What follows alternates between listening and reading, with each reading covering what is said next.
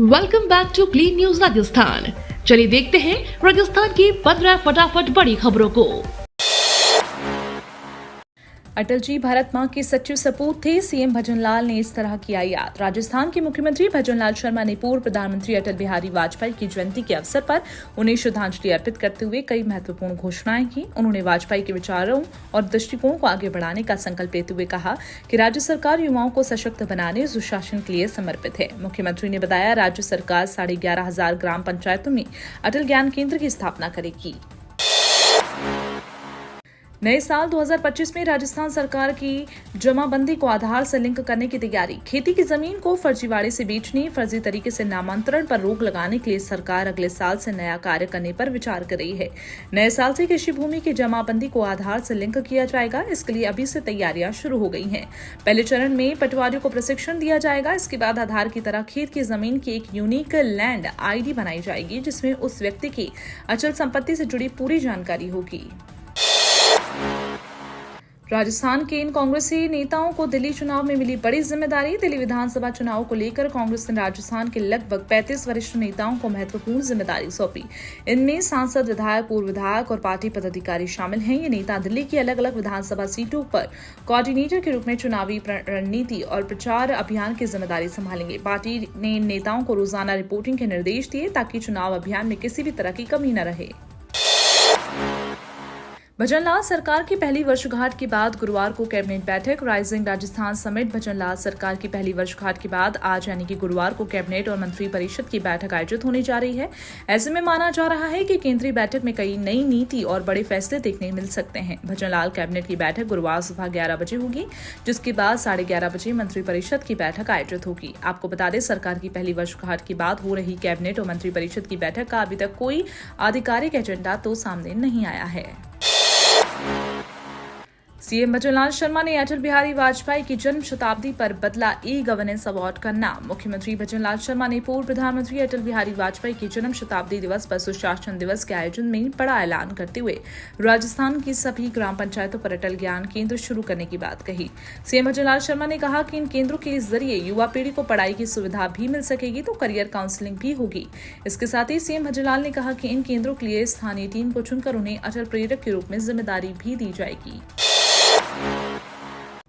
राजस्थान के अंतर्राष्ट्रीय खिलाड़ियों के लिए चलाई गई ये स्पेशल योजना। राजस्थान के अंतर्राष्ट्रीय पदक विजेताओं के लिए अच्छी खबर। खिलाड़ियों के लिए मुख्यमंत्री स्पोर्ट्स पर्सन बीमा योजना शुरू की गई है। इस योजना के तहत इन्हें लाखों रुपए का निःशुल्क दुर्घटना बीमा दिया जाएगा। इस योजना के लिए आवेदन प्रक्रिया शुरू हो गई है। इस योजना के तहत राजस्थान के अंतर्राष्ट्रीय पदक विजेता खिलाड़ियों को 25 लाख रुपए तक का निःशुल्क दुर्घटना बीमा मिलेगा। इस योजना का उद्देश्य अंतर्राष्ट्रीय पदक विजेता खिलाड़ियों को बीमित अवधि में होने वाली दुर्घटनाओं के कारण क्षति मृत्यु की स्थिति में बीमा और प्राकृतिक मृत्यु की स्थिति में जीवन बीमा कवरेज उपलब्ध करवाना है। राजस्थान में अब भी 8% बच्चों का नहीं हुआ टीकाकरण। राजस्थान में बच्चों के टीकाकरण को लेकर विशेष अभियान शुरू किया गया। राजस्थान में हजारों बच्चे अब भी टीकाकरण से महरूम रह गए हैं। इसके लिए स्वास्थ्य विभाग ने विशेष टीकाकरण अभियान शुरू किया, जो कि 23 दिसंबर से शुरू किया गया है।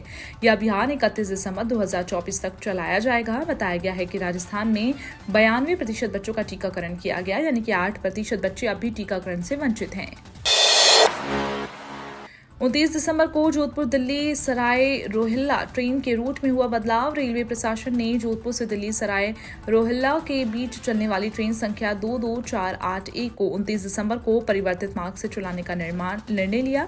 ये परिवर्तन रतनगढ़ चूरू रेलखंड पर दोहरीकरण कार्य को लेकर किया गया। जोधपुर DRM पंकज कुमार सिंह ने लोकल 18 को जानकारी देते हुए बताया, बीकानेर मंडल के रतनगढ़ और मूली सर स्टेशनों के बीच चल रहे इस दोहरीकरण कार्य के लिए रेलवे को ब्लॉक लेना पड़ा है। इंडियन ऑयल में बिना लिखित परीक्षा की नौकरी पाने का मौका। इंडियन ऑयल कॉर्पोरेशन लिमिटेड में नौकरी पाने की तलाश में इधर उधर भटक रहे उम्मीदवारों के लिए सुनहरा मौका। अगर आप भी इंडियन ऑयल के इन पदों से संबंधित योग्यता रखते हैं तो IOCL की आधिकारिक वेबसाइट IOCL.com पर जाकर आवेदन कर सकते हैं। इंडियन ऑयल ने इसके लिए पार्ट टाइम डॉक्टर इन अटेंडेंस के लिए पदों के लिए भर्ती निकाली है। इसके लिए आवेदन प्रक्रिया शुरू हो चुकी है।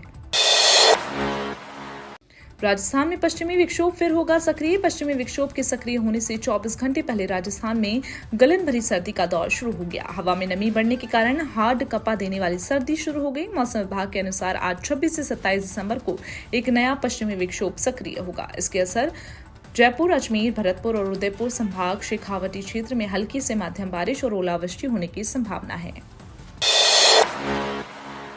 विधानसभा में विपक्ष के नेता टीकाराम जूली ने प्रधानमंत्री मोदी से शाह का जबरन इस्तीफा लेने की अपील की। लोकसभा में केंद्रीय गृह मंत्री अमित शाह के डॉक्टर भीमराव अम्बेडकर को लेकर दिए बयान से घमासान मचा हुआ है। कांग्रेस बीजेपी को जमकर घेर रही है। इधर विधानसभा के नेता प्रतिपक्ष टीकाराम जूली ने केंद्रीय गृह मंत्री अमित शाह पर जमकर निशाना साधा। उन्होंने कहा, अमित शाह को डॉक्टर अम्बेडकर के लिए अपमानजनक टिप्पणी करने के मामले में माफी मांगनी चाहिए और अपना इस्तीफा दे देना चाहिए। अगर शाह अपना इस्तीफा भी नहीं दें तो पीएम मोदी को चाहिए कि खुद अमित शाह का जबरदस्ती इस्तीफा लें। केंद्रीय मंत्री बोले, राजनीति में नए युवाओं को आगे आना जरूरी। केंद्रीय वन एवं पर्यावरण मंत्री भूपेंद्र यादव ने कहा, राजनीति में ऐसे नए युवाओं को मौका देने की जरूरत है जिनकी कोई राजनीतिक पृष्ठभूमि नहीं है। उन्होंने कहा, प्रधानमंत्री मोदी ने भी नौजवानों को राजनीति में आगे लाने के लिए अभियान छेड़ा है। केंद्रीय मंत्री ने कहा, राजनीति हमारे लिए सेवा का मिशन है जिसे हम पूर्व प्रधानमंत्री अटल बिहारी वाजपेयी को स्मरण करके आते हैं। केंद्रीय मंत्री यादव बुधवार को पूर्व प्रधानमंत्री अटल बिहारी वाजपेयी की 100वीं जयंती पर जिला अस्पताल में मरीजों को फल वितरण कर पत्रकारों से बातचीत कर रहे थे। केन बेतवा लिंक परियोजना का शिलान्यास। प्रधानमंत्री मोदी ने 44,605 करोड़ की लागत वाली केन बेतवा लिंक परियोजना का खजुराहो में शिलान्यास किया। पूर्व प्रधानमंत्री अटल बिहारी वाजपेयी के 100वें जन्मदिन के साथ क्रिसमस के बड़े दिन के मौके पर ये बड़ी सौगात बुंदेलखंड को मिली। मध्य प्रदेश के 10 और उत्तर प्रदेश के 4 जिलों समेत दोनों राज्यों की करीब 65 लाख की आबादी तक इस परियोजना के लिए जरिए पीने का पानी पहुंचेगा। पीएम मोदी ने शिलान्यास कार्यक्रम में बुंदेलखंडी में जनता का अभिवादन किया।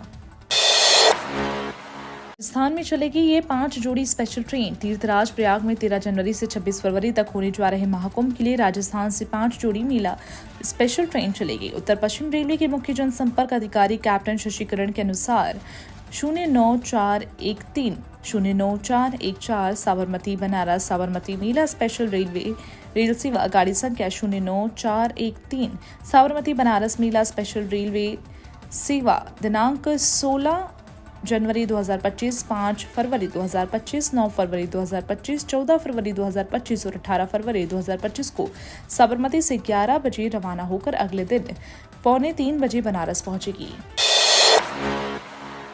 राजस्थान में इस पद के लिए 500 सीटों पर होगी भर्ती। राजस्थान के युवाओं के लिए सरकारी नौकरियां पाने का बेहतरीन अवसर सरकार लेकर आई है। राजस्थान कर्मचारी चयन आयोग यानी कि RSSB ने कंडक्टर के पदों के लिए भर्ती निकाली। आवेदन करने के इच्छुक उम्मीदवार आधिकारिक वेबसाइट rssb.rajasthan.gov.in पर जाकर आवेदन कर सकते हैं। आवेदन करने की अंतिम तारीख 25 अप्रैल 2025 है। इस भर्ती के लिए आवेदन प्रक्रिया 27 मार्च 2025 से शुरू होने जा रही है। इस भर्ती के लिए योग्यता भी बहुत न्यूनतम रखी गई है। ये तो थी राजस्थान की बड़ी खबरें। रोजाना सबसे पहले अपडेट पाने के लिए क्लीन न्यूज राजस्थान को अभी सब्सक्राइब करें।